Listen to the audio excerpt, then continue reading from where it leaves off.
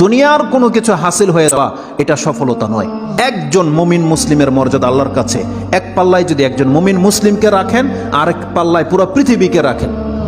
কেউ যদি পুরো পৃথিবীকে ধ্বংস করে দেয়, এটা আল্লাহর কাছে অত বড় অপরাধ নয়। একজন মুমিনকে যদি কেউ হত্যা করে, এটা যত বড় অপরাধ। তাহলে একটা মানুষ তাওহীদের উপরে যারা আছে, তাদের মান মর্যাদা এত, আল্লাহ বলছেন অতএব তারা যেন দুনিয়ার জন্য নয়, বরং তারা ওই পরকালে জাহান্নাম থেকে মুক্ত হয়ে যাওয়ার সেই রাস্তা যেন তারা অবলম্বন করে। কারণ সেই দিন যাকে জাহান্নাম থেকে শুধু বাঁচানো নয়, দূরে রাখা হবে। ওয়াউদখিলাল জান্নাহ, আর যাকে জান্নাতে প্রবেশ করিয়ে দেওয়া হবে, আল্লাহ বলছেন ফাকাদে ফাজ, এই হলো সফল কাম। কারণ জান্নাত এমন একটা জায়গা, এটা হচ্ছে চির সুখের জায়গা। একবার শুধু কোনো ব্যক্তিকে জান্নাতে ঢুকিয়ে দিলে জীবনের যত পেরেশানি আছে সব দূর হয়ে যাবে, সব দূর হয়ে যাবে।